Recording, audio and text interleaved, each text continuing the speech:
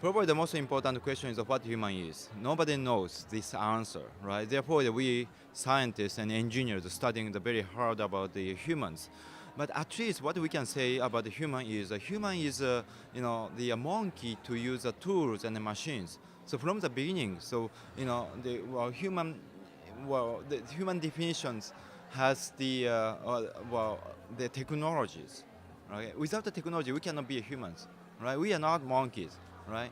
So and we cannot separate the animal part of humans and the technological part of humans. So by tightly coupling the animal and technologies, we can be a human, right? So if we consider that, right, we can naturally accept the technologies. And so I think that is a kind of base starting point for the consideration.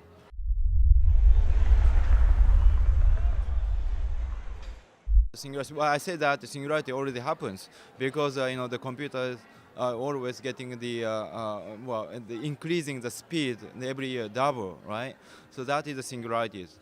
But your question is when we're going to have a robot society, for example, right? So and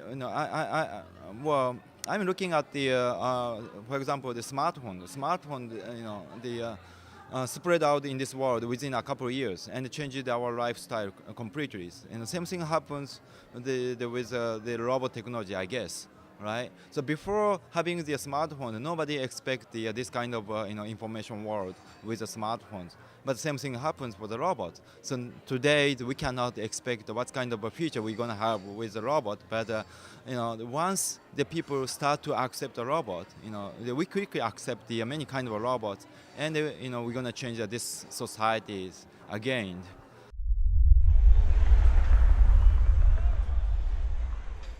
For we scientists and engineers focus on the kind of fundamental function as a humans, but after this, we want to study about the consciousness and maybe the souls or more higher level, meta level cognitive functions. But in order to make it clear, in order to investigate that meta level functions, I think so we can use a robot. So that is my constructive approach. So if we use a robot, we may think a robot, we can see some consciousness or souls with a robot, right? If a robot could have a consciousness and a soul in the societies, so we can have a hint to understand that kind of meta-level functions. Okay, so scientifically it's quite difficult, to explain that kind of a phenomena, that kind of a functions, right? But if we use a robot technologies, we can make a kind of we can simulate that kind of phenomena, right? And the people may say, oh, this robot has a consciousness, this robot has the soul. Then we can carefully investigate the mechanism of the robot and the relationships between robot and humans. Then we can understand that kind of difficult issues. So that is my challenge.